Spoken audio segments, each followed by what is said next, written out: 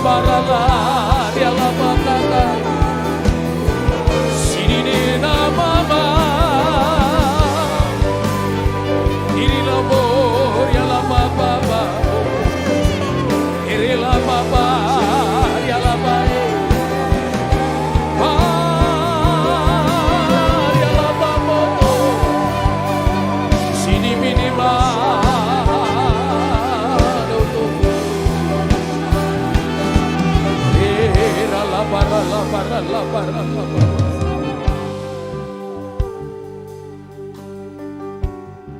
Ibu di bagian belakangnya bapak yang pakai baju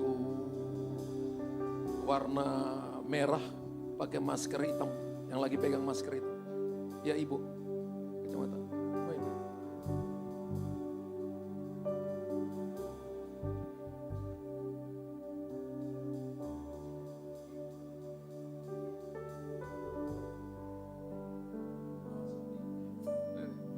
Situ. Gandeng tangan. Aku panggil engkau menjadi pensyafaat. Tolong ada catcher di belakang. Dan aku tahu bahwa engkau kekuatanmu tidak seberapa. Tapi saya lihat Roh Kudus menolong engkau. Saya lihat engkau sedang pakai jubah putih, kain lenan, dan saya lihat ada selempengan dari bahu kananmu ke kiri sampai pinggang. Dan selempengannya itu tebalnya mungkin 5, 6, 7 cm. Ada tulisan di sana, kudus bagi Tuhan. Dan hatimu engkau telah menjaga sedemikian rupa. Engkau berdoa 3 tahun 7 bulan, hampir masuk 4 tahun. Untuk apa yang sedang kau alami hari-hari ini. Tapi Roh Kudus berkata, setan tidak akan menjatuhkan engkau lebih daripada lututmu. Engkau akan bangkit kembali dan akan melihat masa depan yang penuh harapan. Engkau akan menolong orang-orang yang bermasalah sedangkan engkau sendiri ada dalam pergumulan. Engkau akan menolong, mendoakan mereka yang menyakiti engkau. Sedangkan engkau terus mendoakan mereka. Dan Tuhan akan pulihkan keadaanmu. Ada kalanya ketika engkau tidur pada waktu malam sering kau bangun. Karena begitu banyak hal yang kau pikirkan, jantungmu berdebar-debar. Tapi Roh Kudus berkata, serahkan semuanya kepada Tuhan. Dan engkau akan melihat perkara-perkara ilahi terjadi. Aku panggil engkau menjadi intercessor. Bukan cuma berdoa bagi gereja ini. Tapi aku panggil engkau untuk punya urapan atas kota ini. Dan ketika engkau setia, aku memberikan kepadamu urapan atas bangsa ini. Ketika engkau berkata terbuka, maka pintu terbuka. Dan Tuhan tunjukkan kepada saya ada begitu banyak jiwa-jiwa yang terikat, dibebaskan, dilepaskan, diselamatkan, dibawa ke tempat ini. Engkau akan menjadi salah satu orang yang akan berjalan paling depan menjadi pasukan doa. Dan ada begitu banyak panah api, tombak dari musuh yang menyerang engkau. Tapi keadaanmu akan baik-baik saja. Roh Kudus memberikan kepadamu karunia penglihatan. Dan engkau suka bermimpi. Selalu engkau menceritakan mimpi kepada suamimu, kepada temanmu, kepada saudara-saudaramu. Ada kalanya mimpi-mimpi yang Tuhan bicara kepada engkau. Tapi berkali-kali setan mengintimidasi engkau berkali-kali. Tapi Tuhan tunjukkan kepada saya engkau pakai lenan halus. Dan saya lihat ikat pinggangmu adalah ikat pinggang 5 cm tapi terbuat dari emas. Dan saya lihat kepala ikat pinggang itu dari Raja Wali, kepalanya Raja Wali, kakinya kaki lembu. Raja Wali adalah binatang yang terbang melintasi badai. Melintasi begitu banyak badai, begitu banyak tantangan, terbang tinggi. Tapi kakinya kaki lembu. Lembu adalah binatang korban. Engkau harus banyak korbankan waktu, korbankan pikiran. Ada kalanya itu harga, ada kalanya itu hartamu. Bagi orang-orang yang tidak membutuhkan, tapi engkau datang, Tuhan gerakan engkau melakukannya. Dan ketika engkau melakukannya, maka Tuhan akan membawa engkau dalam kekuatan besar. Jubahmu akan menjadi tempat di mana 10 orang akan memegang puncak jubahmu. Dan berkata, kami mau mengikuti engkau. Karena kami telah melihat Tuhan menyertai engkau. In the name of Jesus. Terima.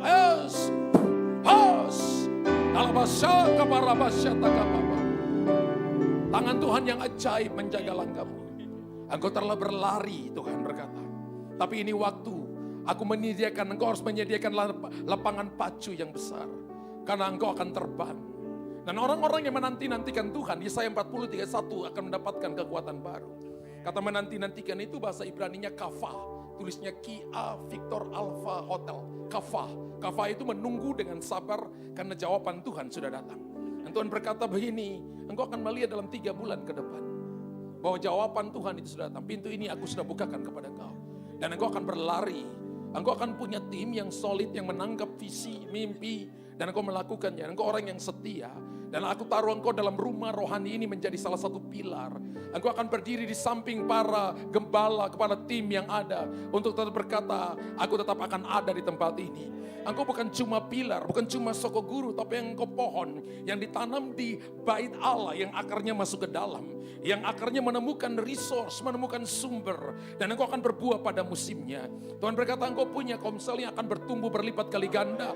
Dan di tempatmu akan ada banyak anak-anak muda, anak-anak bisnismen yang hari ini sedang diberkati oleh Tuhan. Dan Tuhan percayakan tanganmu untuk melatih mereka. Dan saya lihat urapan api, fire, house, nays, in the name of Jesus.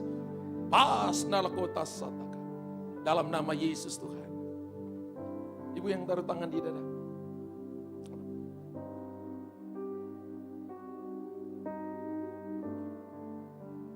Oh Bapak dengan Bapak. Suami istri. Di tengah-tengah. Ya. Catcher, tolong bantu saya kalau catcher di belakang. Jangan berdiri begini Bapak Ibu ya. Karena saya biasanya latih. Para catcher biasanya. Ya, kalau catcher jangan berdiri begini. Catcher harus berdiri, posisi berjalan. Jaraknya 1 jengkal lebih 3 jari ya. Ada hukum fisika berkata beban berbanding lurus dengan gaya. Jadi kalau semakin orang lebih besar dari kita, kita yang catcher kecil persempit gayanya. Jadi ketika orang jatuh, masukin tangan di bawah ketiak, mundur, bawa turun pelan-pelan. Biasanya saya bilang catcher nggak boleh pakai high heels. Ya, jadi kaki telanjang. No problem karena bentuk dari pelayanan. Dan laki harus jaga laki, perempuan jaga perempuan. Jangan laki jaga perempuan, perempuan jaga laki. Nenek bilang berbahaya, Luther 3 ayat yang ke-5. Kecuali suami istri, no problem. Oke, Bapak Ibu, gandeng tangan. Pejamkan mata. Engkau berdoa begitu lama. Dan Tuhan berkata, ibu, lambung ibu baik-baik saja. Engkau punya problem dengan lambungmu. Dan ada kalanya asamnya naik sampai di tenggorokan. Engkau punya problem dengan kepalamu. Dan di belakang kepalamu, tulang belakangmu sering sakit. Di waktu-waktu tertentu berkali-kali engkau pergi ke dokter dalam negeri. Sampai dokter luar negeri. Dokter selalu berkata enggak ada penyakit. Dan Tuhan tunjukkan kepada saya dari timur dan dari barat. Sepertinya panah api begitu banyak yang diarahkan. Dan saya lihat panahnya hitam. Tapi tidak bisa mengenang. Kalau saya lihat ada lapisan yang sangat putih. Setiap kali panah itu kena, maka panah itu tiba-tiba jadi asap. Yang tiba-tiba ditiup angin dan lenyap. Tapi ada kalanya engkau memasukkan itu dalam pikiranmu. Dan Tuhan berkata mulai latih hari ini. Ketika ada persoalan, masalah yang kau lihat. Biarkan itu terjadi di luar. Pikiran dan hatimu adalah tempat firman Tuhan. Dan engkau akan menjadi berkat bagi anak-anak muda, bagi ibu-ibu seukuranmu. Dan engkau akan berdiri dan akan menyuarakan suara Tuhan bagi mereka. Dan Tuhan tunjukkan kepada saya, engkau akan mulai berkhotbah di Komsel. Satu waktu nanti bahwa gereja ini akan punya ibadah wanita. Engkau akan menjadi salah satu ujung tombak yang ada di sana. Untuk bergerak yang ada di sana. Nah saya lihat bahwa di lambung ibu ada seperti sebuah batu bata, tapi seperti gabungan 2 batu bata yang horizontal. Warnanya hitam pekat. Dan Tuhan berkata Yeremia 33 ayat yang ke-6. Aku telah memberikan kesembuhan, kesejahteraan, keamanan yang berlimpah-limpah kepada engkau. Aku katakan Yeremia 30 ayat 17. Aku katakan Tuhan telah memberikan kepadamu kekuatan yang baru dan kesehatan. Fire, fire, fast, rose. In the name of Jesus. Turunkan. Jangan tahan, ibu capek.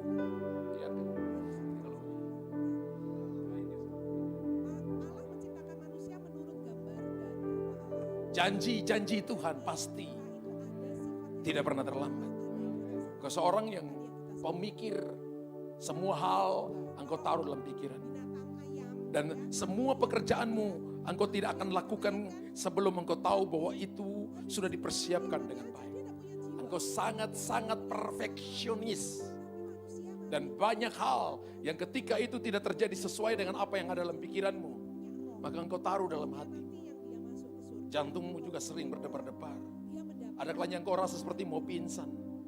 Tapi hari ini Tuhan katakan kepada saya, aku telah berikan kepadamu jantung yang baru. Anatomi yang baru. Ketika Bapak kembali ke dokter periksa, hasil jerak cel keluar.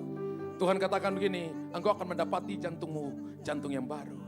Tuhan berkata ketika engkau tahu musim ini adalah musim Tuhan. Saya lihat Bapak sedang berlutut dan tangan Bapak sedang terangkat. Saya lihat bahwa dari mulut Bapak ada nyanyian tehila, tehilim. Itu nyanyian kehidupan, nyanyian hati. Nyanyikan itu di hadapan Tuhan.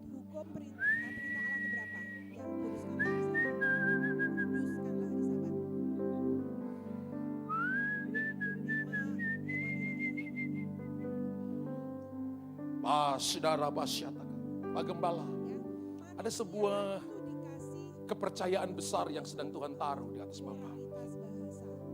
Dan saya lihat bahwa tempat ini menjadi tempat terakhir bagi gereja ini untuk nyewa. Bahkan di tempat ini adalah tempat persiapan. Tempat persiapan untuk gereja ini akan punya gedung yang baru. Saya melihat gedung 3 lantai. Dan kapasitasnya, jemaatnya satu kali masuk bisa 2.500 sampai 2.700. Aku telah memberikan kepadamu vision dan mimpi. Dan aku telah taruh itu dalam hatimu. Aku akan memberikan kepadamu Aholiab dan Besalael. Aku akan memberikan kepadamu Kaleb dan Yosua yang akan berdiri di sampingmu. Aku akan berikan kepadamu Hur dan memberikan kepadamu Harun untuk menopang kau. Dan Tuhan berkata engkau tidak sendiri.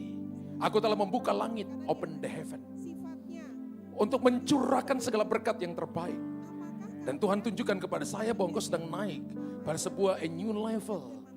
Ada kalanya ketika engkau mencerahkan sesuatu, orang-orang di sekelilingmu tidak mengerti apa yang kau bicarakan. Karena engkau lihat lebih dulu. Sebagai gembala dan pemimpin, berkali-kali aku bicara kepada engkau ketika engkau duduk. Ketika engkau lihat sesuatu, ketika engkau tidur, aku bicara dengan sangat jelas kepada engkau. Dan aku taruh kepadamu hati seorang gembala, tapi juga hati seorang rasul. Bapak bukan gembala pure, tapi gembala plus rasul.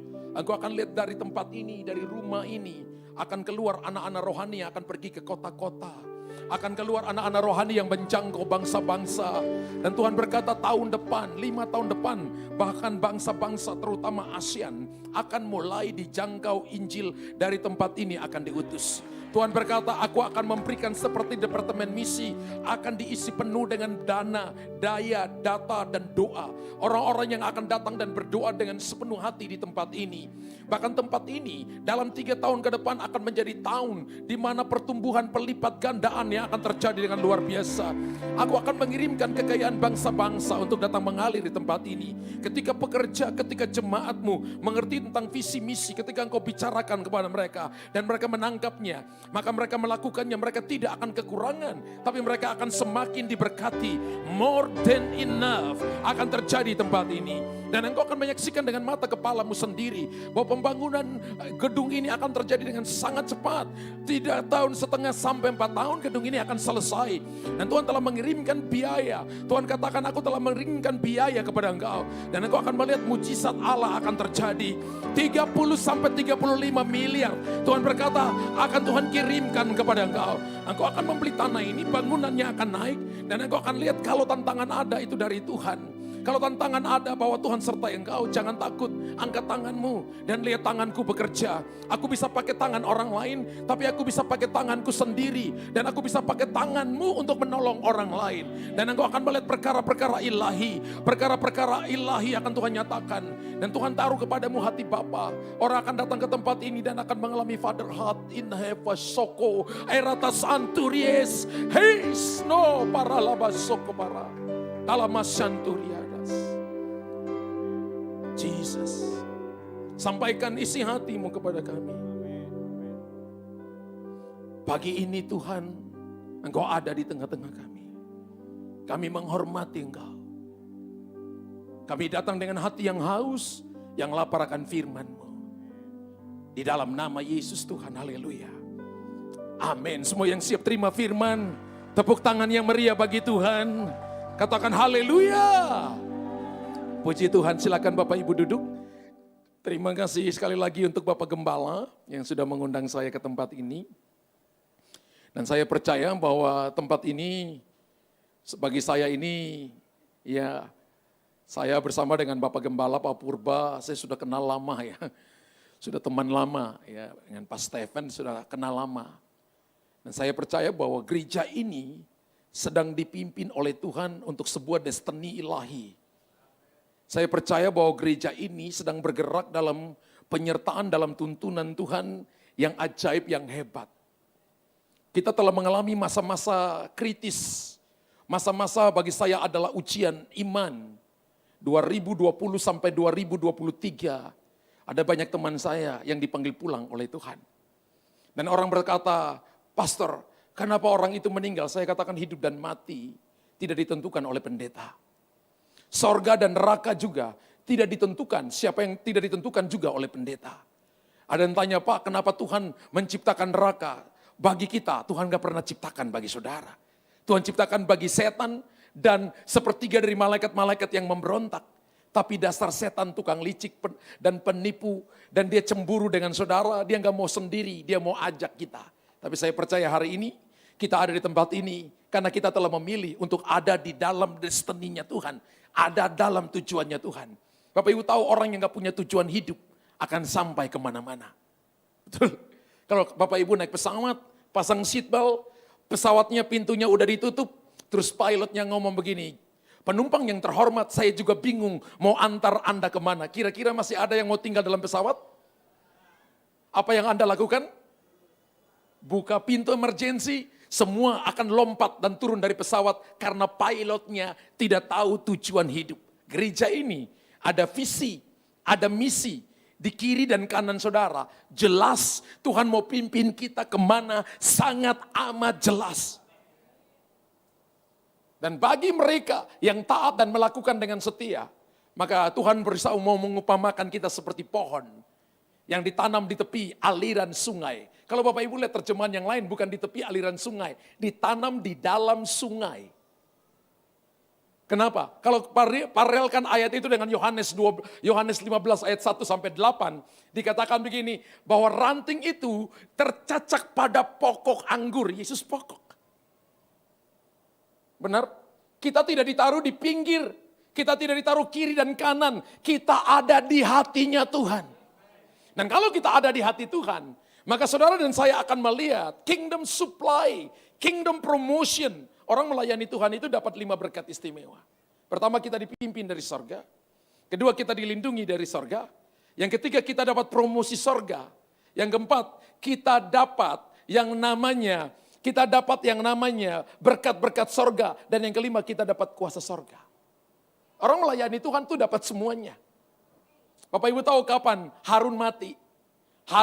Ketika Harun dengan Miriam memberontak terhadap Musa, yang kena kusta siapa Bapak Ibu? Miriam yang kena kusta. Bukankah dua-dua yang memberontak? Kenapa Harun tidak kena kusta? Karena dia pakai jubah imam. Kapan Harun mati? Ketika Musa berkata, "Buka jubah imammu." Ketika Harun membuka jubah imamnya, seketika itu juga mati.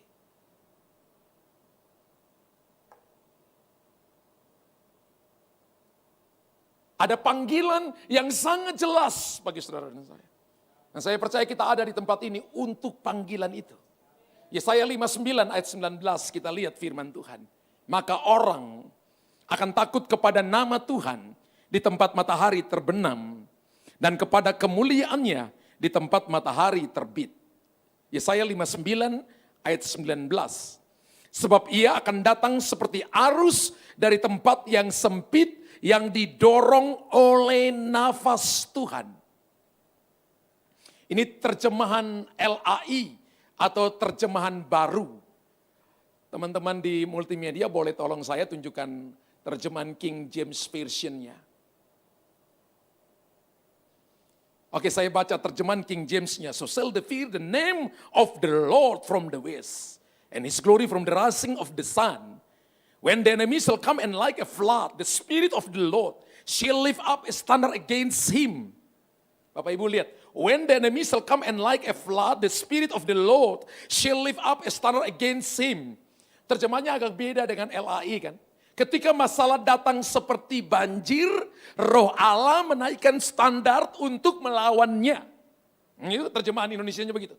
The Spirit of the Lord, when the enemy shall come and like a flood, ketika masalah datang seperti banjir, Roh Allah, the Spirit of the Lord shall lift up. Roh Allah menaikkan standar, dikatakan untuk melawannya.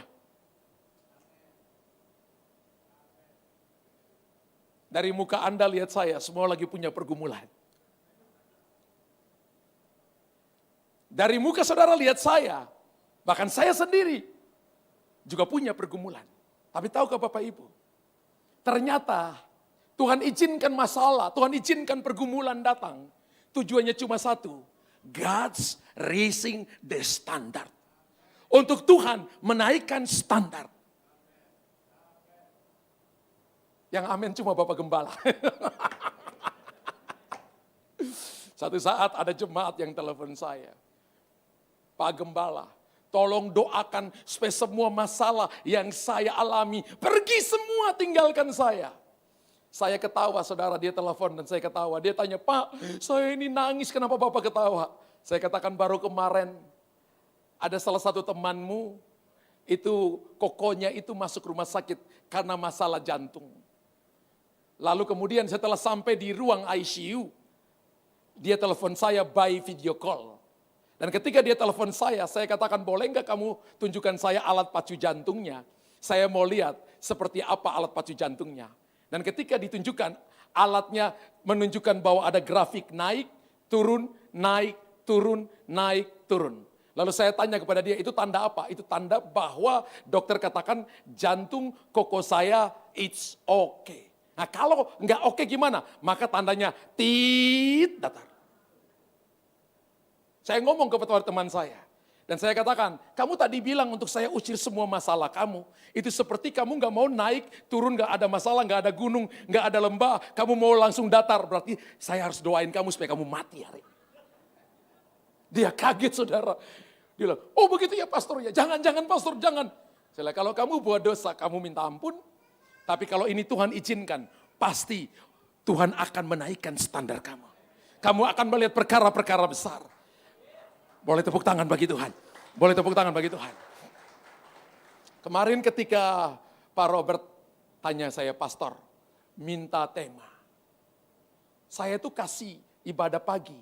Yang ibadah 2, ibadah 3 saya belum kasih. Waktu minta saya masuk di dalam ruang doa dan saya tanya, Roh Kudus. Ini dulu masih dibilang GBI, apa ini Pak sekarang? Masih GBI Junction. Tuhan apa sih yang Tuhan mau bicara? Lalu saya itu diperlihatkan Pak Gembala, saya lihat Pak Robert di belakang itu lagi naik ke atas gunung yang sangat tinggi. Tapi saya lihat naiknya itu, orang-orang yang belakang, yang paling belakang itu, yang naik lebih dulu itu, mereka tergelincir jatuh, tapi saya lihat Bapak naik itu seperti ada tepakan, ada tanda kaki yang pas dengan kaki Bapak, di mana Bapak melangkah. Lalu saya tanya, Tuhan maksudnya apa? Saya butuh tema, saya nggak butuh penglihatan. Lalu Tuhan katakan, akulah yang akan menaikkan standar mereka. Membawa mereka ke atas gunung kemuliaanku. Dan mereka akan melihat yang tadinya mereka tidak bisa lihat. Mereka akan lihat jauh melampaui yang dapat dilihat oleh orang lain. Mereka akan melihat apa yang tidak dapat dilihat oleh orang lain. Dan mereka akan melihat sebelum orang lain melihat. Oh, lalu tema itu keluar. God's raising the standard. Lalu saya tanya, ayatnya di mana? Saya cari dalam bahasa Indonesia nggak ada. Mana? Lalu Tuhan bilang, kamu buka dalam terjemahan bahasa Inggris. Yesaya 59 ayat 19. Saya dapat, when the enemy shall come and like a flood, the Spirit of the Lord shall lift up a standard against him. Saya selama masa-masa pandemi masih keliling saudara. Awal tahun mungkin gak keliling, tapi masuk 2001, 2002 masih pergi. Jadi saya pernah lihat Jakarta, Bandara 3, saya pernah lihat itu hitung orang di dalamnya gak sampai 100 orang. Semua tutup. Saya masih jalan saudara. Ketika mau datang ke tempat, mereka katakan, pastor semua terjamin, jarak kursi ada, dengan pastor pun tinggal. Oke, datang. Istri saya bilang, bagaimana kalau saya nggak pulang ketemu di sorga?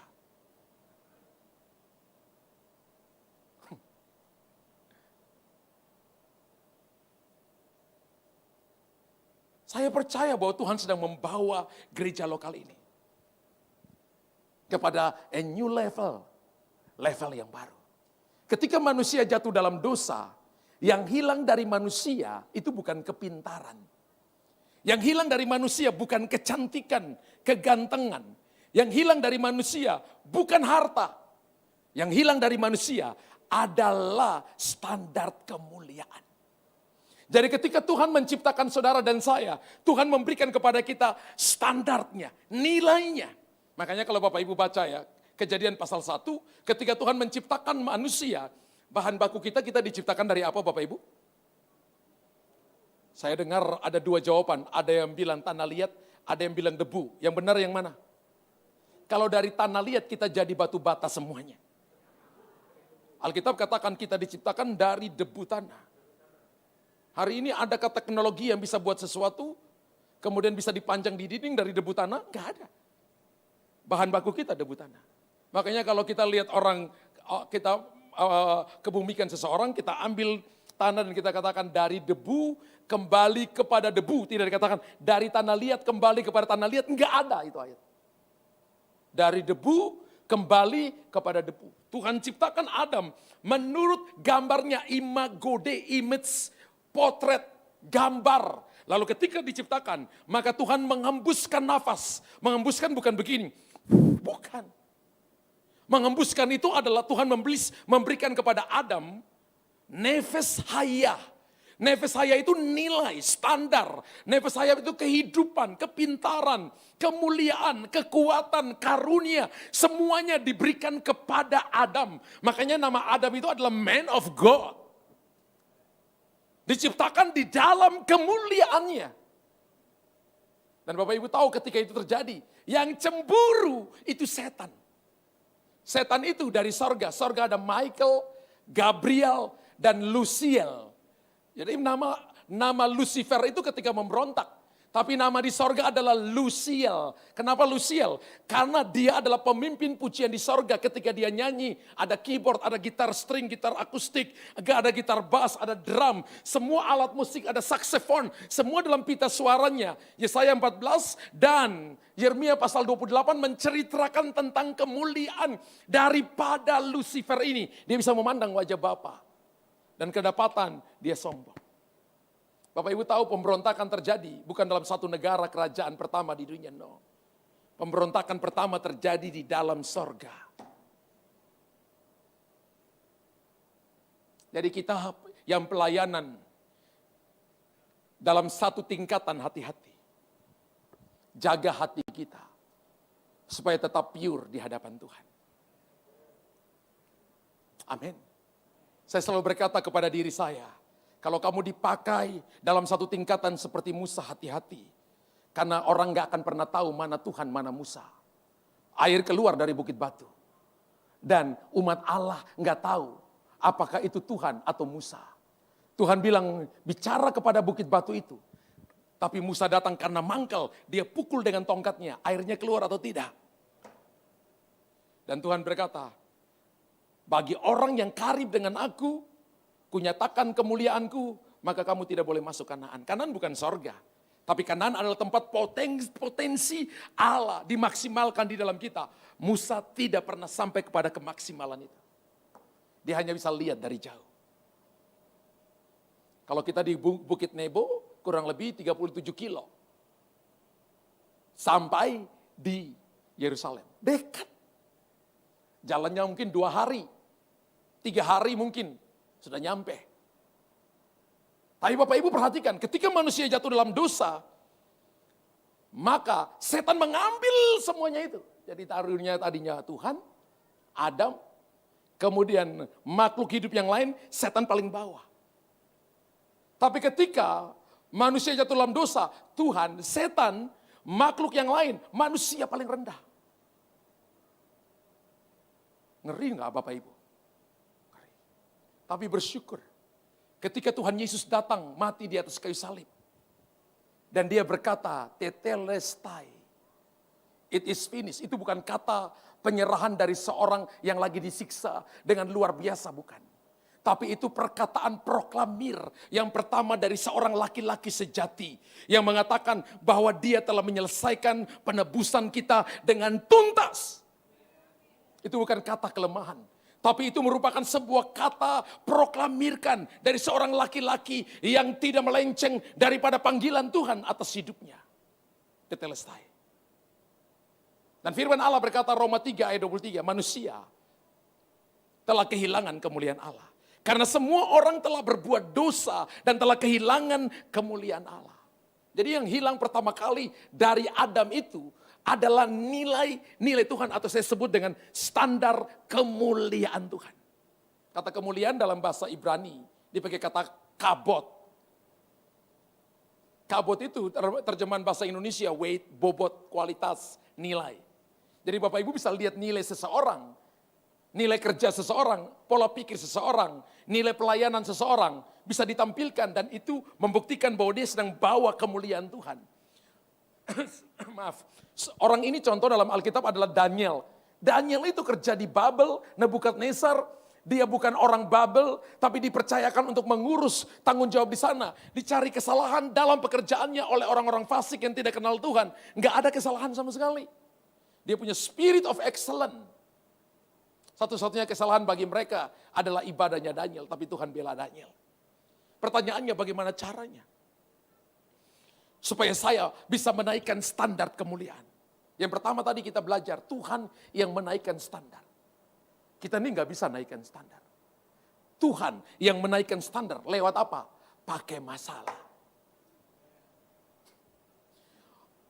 Orang Kristen harus terbiasa dengan masalah. Kita Filipi berkata kita dikaruniakan bukan saja untuk percaya, tapi kita dikaruniakan juga untuk menderita bersama-sama dengan Dia. Karunia percaya itu mujizat terjadi. Karunia percaya itu yang sakit sembuh, yang lumpuh berjalan. Karunia percaya itu pintu yang tertutup dibukakan. Karunia yang percaya itu bisa menghadapi badai tantangan. Tapi karunia menderita, ketika menderita, dia gak mau datang ke gereja. Katanya Tuhan pilih kasih. Tuhan lebih sayang temanku yang di sebelah daripada sayang aku. Padahal aku masuk gereja lebih dulu. Aku berdoa lebih banyak dari dia. Dia baru berdoa, sudah dijawab oleh Tuhan.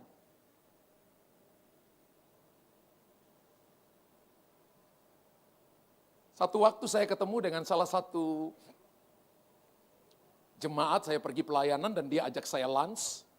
Saya lihat anaknya mungkin sekitar 36, 37 tahun. Dan dia ketemu saya, dia katakan, "Pastor, saya sekolah di luar negeri. Saya 3 bersaudara, ada Koko, ada Cece, dan saya paling kecil." Berarti dia titinya. "Papa kasih Koko saya uang untuk bisnis. Papa kasih Cece saya uang untuk bisnis." Dan saya dipanggil dan papa saya katakan, "Kamu anak pintar, papa tidak akan kasih kamu biaya untuk kamu bisnis. Kamu urus sendiri. Satu waktu nanti kamu pasti akan lebih hebat dari kedua kakakmu."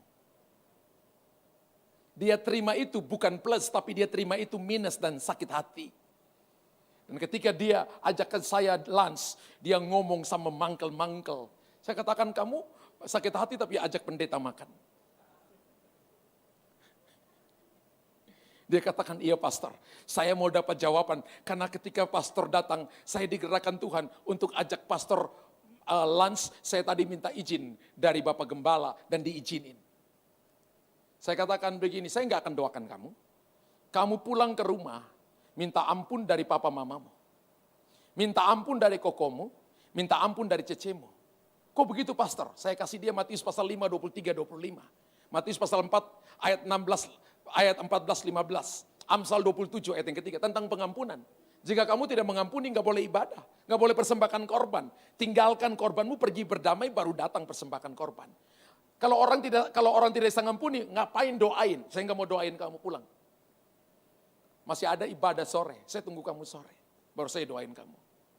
Sore saya lihat dia duduk paling belakang, dia angkat tangan ke saya, mukanya senyum, berarti sudah selesai. Selesai itu dia katakan, pastor, saya mau ajak pastor dinner. Saya bilang, saya nggak makan malam. Tapi kalau kamu mau ajak saya untuk cuma minum jus dan sebagainya, oke, saya temanin. Dia katakan, saya sudah selesai. Saya tanya, kamu sudah pelayanan belum? Saya pelayanan di gereja lokal ini jadi asyir. Lakukan dengan setia. Dengarkan apa yang Bapak Gembala katakan, kamu lakukan dengan setia. Bapak Ibu tahu, 3 tahun dia melayani tanpa dia punya kerja. Dia melayani setiap bulan, papanya hanya cuma kasihkan dia seala kadarnya kepada dia. Satu waktu ada seorang bisnismen yang lihat anak ini melayani dengan sukacita. Dia atur kursi dalam gereja. Dan bisnismen ini tahu anak ini orang kaya. Anak ini keluarganya berada. Tapi kenapa punya hati yang mau datang lebih dulu atur kursi dan sebagainya. 3 tahun kemudian setelah ibadah selesai, bisnismen itu bilang ke dia, kamu ada waktu besok enggak? Boleh enggak saya ketemu kamu di kantor saya? Dia bilang, ada Pak. Datang karena enggak punya kerjaan. Dijanjian waktu datang. Ketika dia datang masuk di kantornya duduk. Dan bisnismen ini katakan, saya telah melihat kamu selama 3 tahun melayani dengan sungguh-sungguh. Dan Roh Kudus gerakan hati saya untuk nolong kamu. Dan Tuhan suruh saya untuk kasih kamu uang 7 miliar. 5 tahun baru kamu nyicil semampu kamu. Ada yang dikasih 7 miliar hari ini langsung mau? Tapi 3 tahun dikasih ala kadarnya sama orang tua, tapi melayani di gereja sungguh-sungguh mau? Saya nggak dengar amin. Belum selesai cerita, saudara. Dia melongo. Lalu ditanya, kamu bisa apa? Dia katakan, saya ini kuliah. Salah satu kuliahnya itu adalah bagaimana dia bisa motong kayu dengan baik. Dan dalam masalah impor dan ekspor. Ditanya seperti itu, dia katakan, lakukan. Karena itu bisnis akhir zaman. Bapak Ibu tahu enggak? Saya ketemu dia sebelum dia ketemu dengan orang itu. Mungkin 3 tahun atau 4 tahun saya ketemu dia, saya kembali ke gereja lokal itu. Saya lihat dia sukacita masih jadi asyir Bapak Ibu. Dan dia katakan, pastor, hari ini saya sudah minta izin dari Bapak Gembala, saya yang ajak pastor lunch lagi. Saya mau cerita ke pastor luar biasa. Dan seketika saya makan dengan dia cerita. Ketika dia dikasih uang 7 miliar itu, dia katakan singkat cerita, hanya dalam waktu 2,5 tahun, kurang lebih 3 tahun, dia sudah kembalikan 7 miliar itu. Bapak Ibu, yang pinjamin uangnya bilang begini, setelah 5 tahun, kamu kembalikan semampu yang kamu bisa. Ini dalam jangka waktu 2,5 tahun, dia katakan 3 tahun lah pastor, 3 tahun masih ada tinggal sedikit-sedikit, 3 tahun sudah beres. Jadi ini jalan tahun keempat, saya sudah punya modal sendiri. Dan papa mama saya bilang, kamu sekarang lebih diberkati dari Koko dan Cecemu.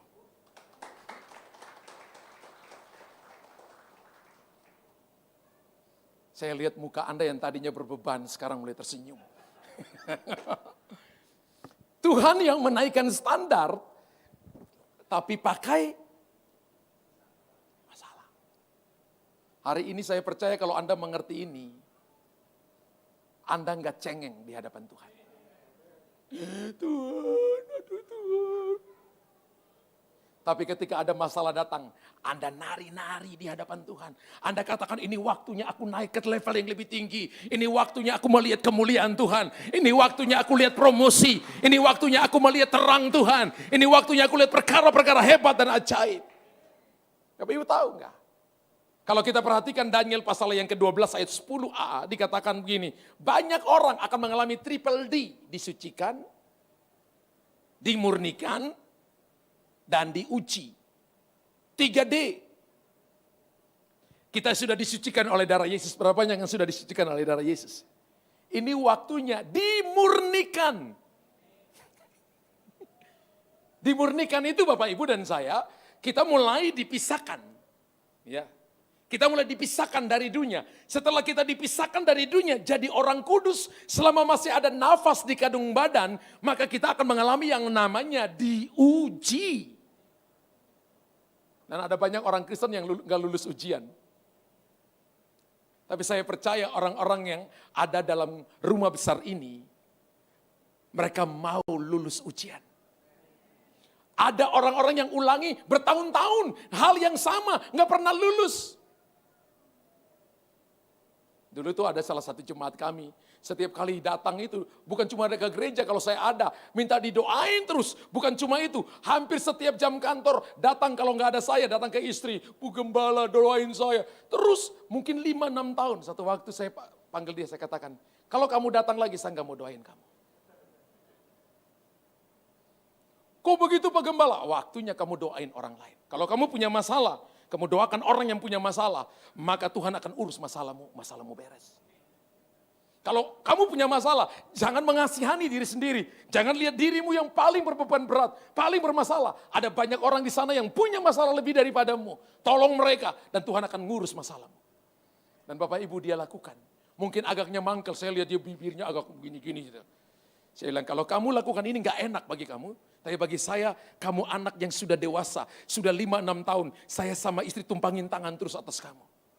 Ini waktunya kamu pergi doain orang lain. Jadi pimpin pasukan doa saudara.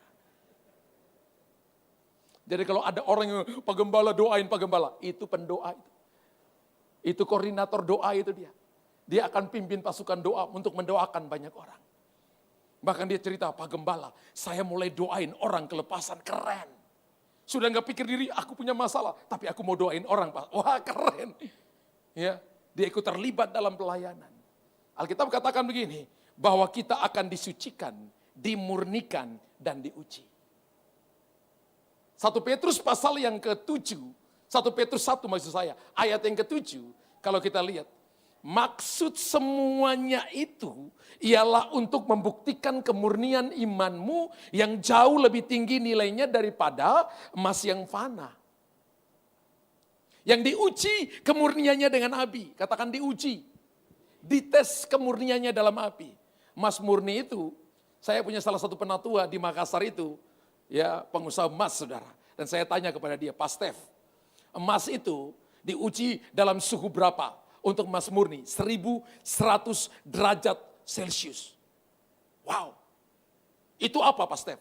Itu perak dipisahkan dari emas. Perak berharga enggak Bapak Ibu? Banyak orang Kristen mempertahankan perak di dalamnya. Padahal Tuhan mau emas.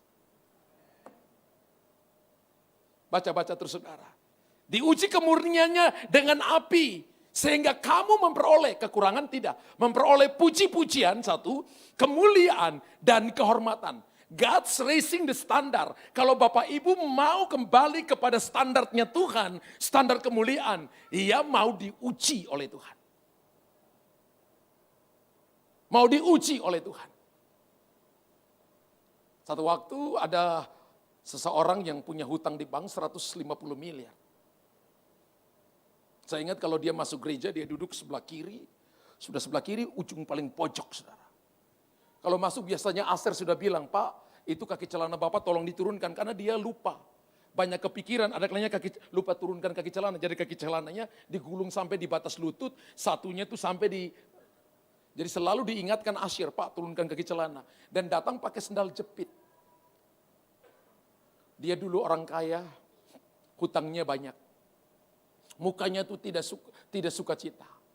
Satu waktu saya kumpul dengan teman-teman bisnismen dan saya katakan, mohon bapak-bapak tolong teman kita itu. Lalu saya tanya pendapat mereka. Lalu mereka berikan kepada dia sebuah jawaban. Sebelum itu saya dibawa pergi ke kantor bisnisnya. Saya tanya ini berapa luasnya? 8 hektar. Hah? Kantor 8 hektar Pak.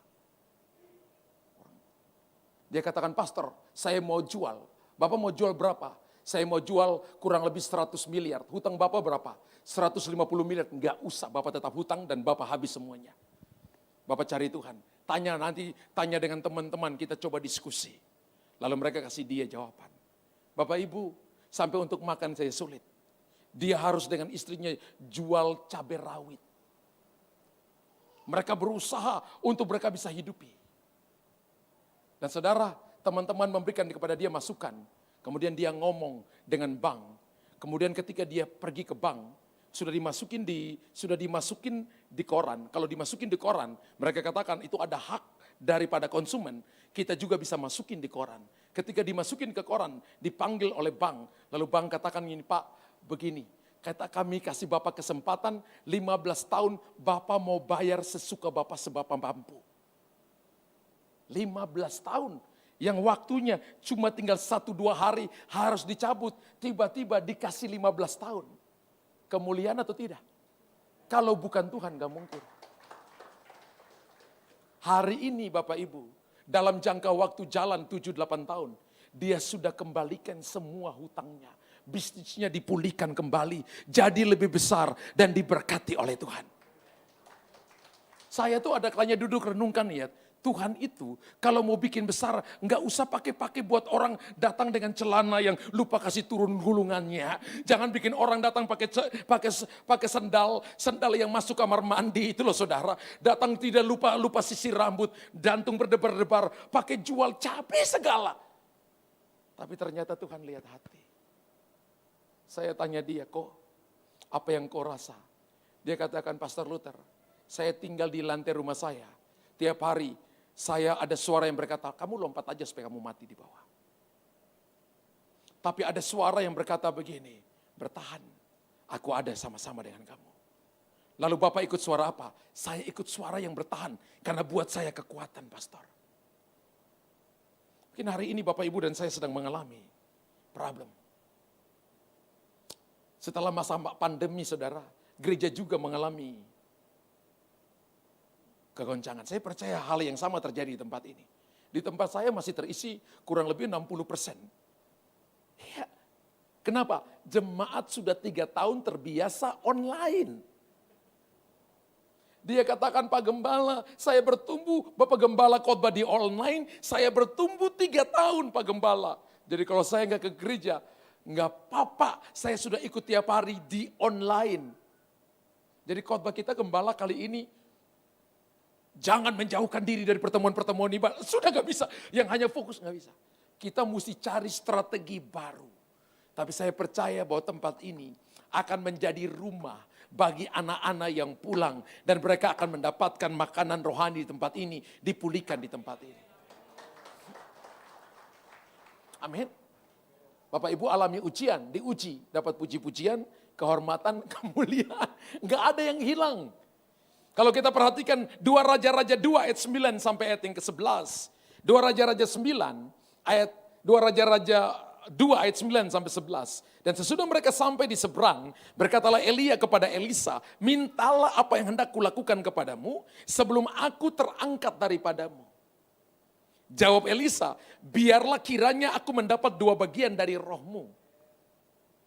Sedang mereka berjalan terus sambil berkata-kata, tiba-tiba, suddenly, datanglah kereta berapi dengan kuda berapi, memisahkan keduanya, lalu naiklah Elia ke sorga dalam angin badai. Lalu naiklah Elia ke sorga dalam angin badai. Saya baca sekali lagi supaya masuk di roh Bapak Ibu. Lalu naiklah Elia ke sorga dalam angin badai. Pertanyaan dulu, berapa banyak yang mau naik ke sorga? Berapa banyak yang mau naik ke surga? Ini ada jemaat. Ya, oke. Berapa banyak? Ayo dong. Indonesia kan suka voting Bapak Ibu. Turunkan tangan yang mau pergi sekarang.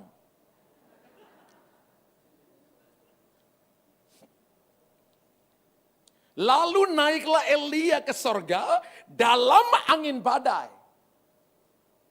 Kita ada dalam badai itu normal. Kita ada dalam masalah itu normal. Kita ada dalam ujian itu normal. Kita ada dalam persoalan itu normal. Yang abnormal itu adalah masalah di dalam kita. Masalah dalam pikiran saudara. Masalah di dalam persoalan saudara. Darah saya pernah naik tinggi. Tadi saya bersaksi pada pagi. Tiba-tiba naik tinggi. Bisa 185/100. Gara-gara saya mikir orang bawa lari uang gereja. Jadi kalau Bapak Ibu mau darahnya tinggi, pikir saja masalah.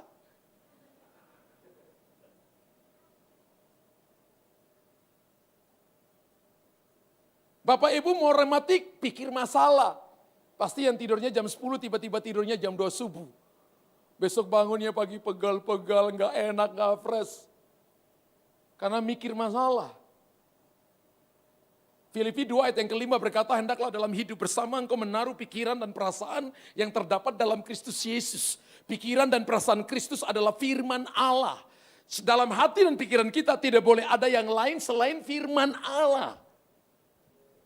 Ketika Bapak Ibu bawa masalah datang, persoalan datang, apa kata orang kepada kita, situasi ke dalam hati dan pikiran jadi masalah, itu abnormal. Jadi ketika Bapak Ibu ada dalam masalah, itu normal. Ada dalam ujian, normal. Nanti selidiki, ujian ini saya atau bukan. Saya buat dosa, kalau buat dosa minta ampun di hadapan Tuhan. Tapi kalau Tuhan izinkan, maka Tuhan sedang menaikkan standar saudara dan saya. Amin.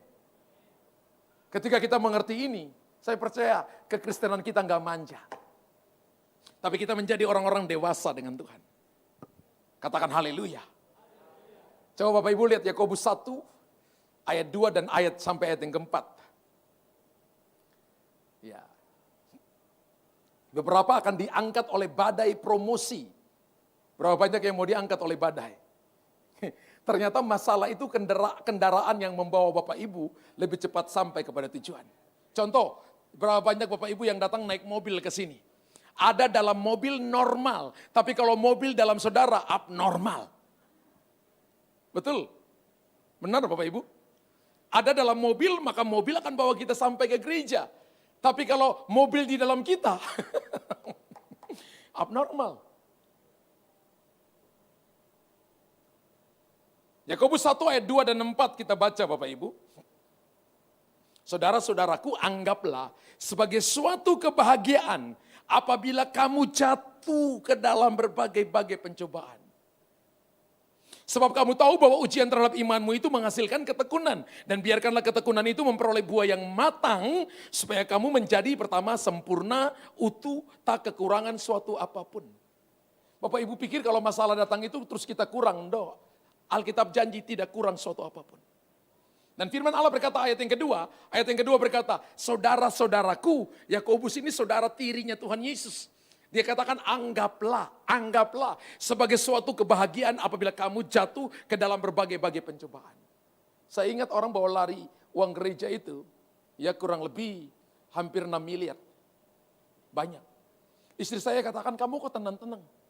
Istri saya ngomong untuk saya, kamu kok tenang-tenang. Bahkan dia berkata begini, kalau bisa dibelah kepalamu dan bisa dilihat hatimu, aku kepingin tahu hati kamu model seperti apa. Lalu dia tanya gini, coba kamu ngomong beberapa kalimat ke saya supaya saya ini juga tenang. Saya katakan uangnya milik Tuhan. Kalau dia ambil uang gereja, bukan uang saya, itu milik Tuhan, dia urusan dengan Tuhan. Istri, pantas kamu tenang-tenang saja. Saya bilang, iya, tapi bagian kita harus urusin. Ini sudah di tangan orang lain bawa lari uangnya. Tapi yang penting kita jaga hati kita. Yang pertama, Tuhan pakai masalah. Yang kedua, Bapak Ibu harus ingat, waktu saya tinggal 5 menit. Bapak Ibu harus ingat begini, Tuhan tidak menciptakan kita satu level dengan masalah. Ketika orang sakit hati dengan kita di sini, jangan Bapak Ibu tambah sakit hati. Pakai uppercut, hook, KO, dan dia mati. Kalau misalnya masalah datang di sini, naik ke level yang lebih tinggi. Kalau masalah di sini, naik ke level lebih tinggi. Karena kita diciptakan tidak selevel dengan masalah. Kita diciptakan Tuhan unggul. Tepuk tangan bagi Allah kita yang hebat, yang ajaib dan luar biasa. Saya tunjukkan ayat terakhir bagi saudara, Kejadian 28 ayat 12. Kejadian 28 ayat 12, maka bermimpilah ia, di bumi ada didirikan sebuah tangga yang ujungnya sampai di langit. Dan tampaklah malaikat-malaikat Allah turun naik di tangga itu. Saya sebut ini adalah prinsip tangga. Kalau Bapak Ibu ada dalam masalah, pakai prinsip tangga. Lihat prinsip tangga, kalau ada tangga di sini, misalnya tangga ke-20 itu adalah sorga. Maka kalau Bapak Ibu berdiri di anak tangga pertama, pandangan kita biasa saja. Tapi kalau kita di anak tangga ke-20, kita akan bisa melihat sesuatu jauh dengan jelas. Bisa menolong orang lain, bisa melihat jauh melampaui yang dapat dilihat oleh orang lain, bisa melihat apa yang tidak dapat dilihat oleh orang lain. Bapak Ibu ingat, ketika masalah datang, maka jangan taruh pikiranmu, taruh hidupmu satu level dengan masalah. Saya tanya Bapak Ibu, mana yang lebih tinggi? Prinsip sorga atau prinsip dunia ini? Mengampuni atau membenci? Mengampuni, prinsip lebih tinggi. Mana yang lebih tinggi? Memberi atau hanya cuma mengambil? Memberi. Prinsip kerajaan jauh lebih tinggi daripada prinsip dunia ini. Jadi ketika dunia memperlakukan kita sesuai dengan apa yang dunia mau, jangan membalas sesuai dengan prinsip dunia, tapi balas sesuai, kalahkan dengan prinsip sorga. Naik lebih tinggi, itu prinsip tangga. Dan ketika Bapak Ibu naik, bagaimana naik pastor? Doa, pujian, penyembahan, itulah ibadahmu. Itu adalah prinsip lebih tinggi. Maka Anda akan melihat perkara-perkara besar terjadi dan kemuliaan bagi nama Tuhan. Hari ini orang sedang mengeksplorasi Bima Sakti. Sudah ada yang sampai Saturnus. Saya baca sudah ada satelit yang sudah mendekati matahari. Siapa negara yang menguasai tempat tinggi, dia adik kuasa. Kalau Anda kuasai tempat tinggi alam supranatural, Anda penuh dengan kuasa Tuhan. Dan akan melihat perkara-perkara besar. Tepuk tangan bagi Allah kita yang hebat. Puji Tuhan, bangkit berdiri Bapak Ibu. Bangkit berdiri. Haleluya. Tim musik. Pejamkan mata Bapak Ibu. Bagaimana supaya kita God's raising the standard.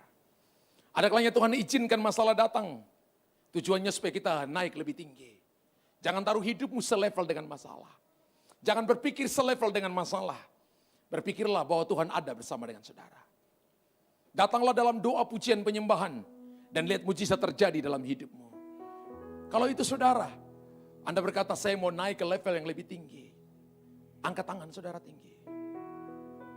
Kudus, kuduslah. Kuduslah Tuhan. Allah semesta alam. Kudus, kuduslah. Kuduslah Tuhan. Surga bumi menyembah.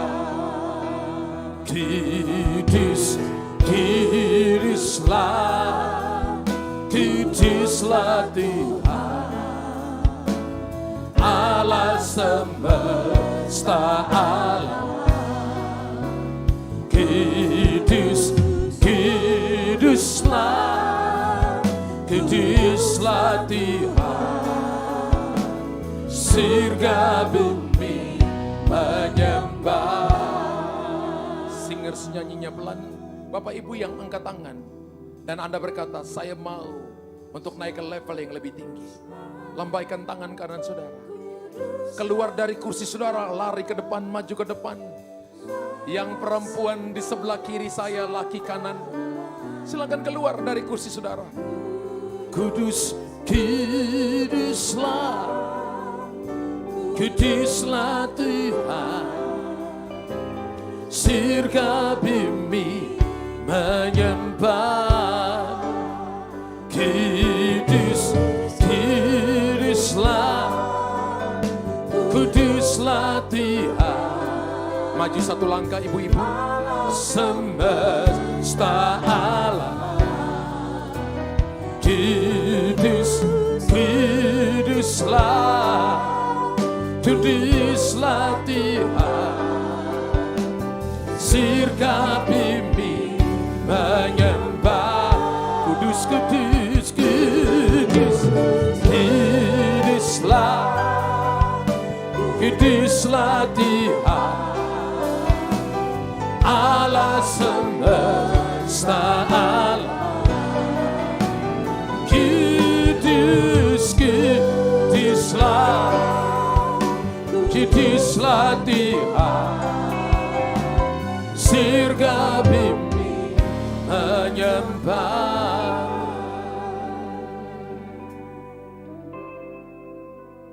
Banyak hal yang sedang kau gumulkan ibu.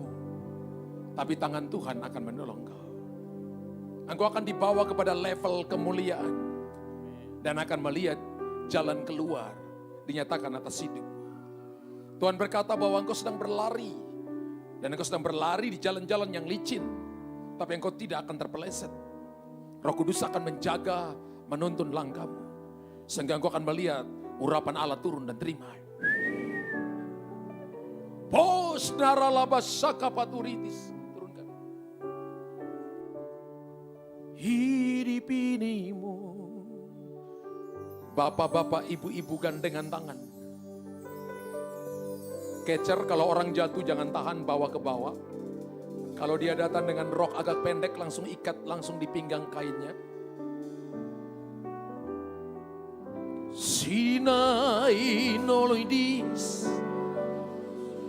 enalani namai dinotodi, sidipine mai na ilotoko, idipine mamai dino, sininari alatos. Era la banai si dipine na mama pinamana mo dibi si dinamana mo de sarela edapana Sidipini mai natos, urapanmu turun bagi umatmu, kuasa Allah dinyatakan bagi mereka. Bapa, aku percaya firman, percaya kuasamu. Kecer, saya bergerak, saya kemana ikut. Urapan Allah turun bagi mereka. In the name of Jesus. Touch!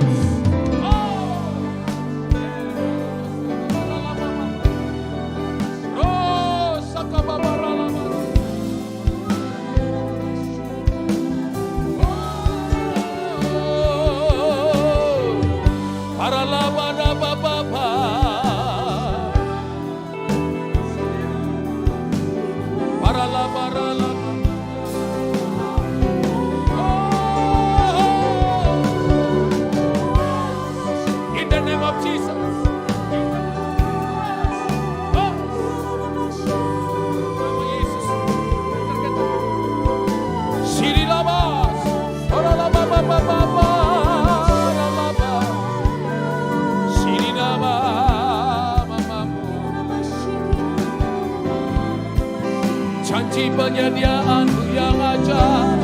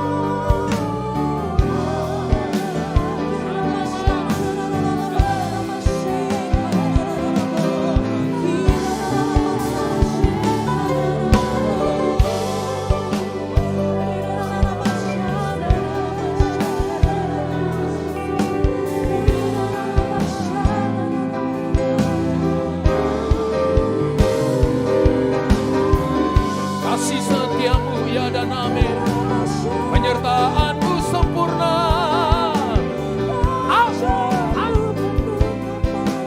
In the name of Jesus. Kekuatan-Mu ya Tuhan. Kemampuan Allah turun atas hidup. Haleluya.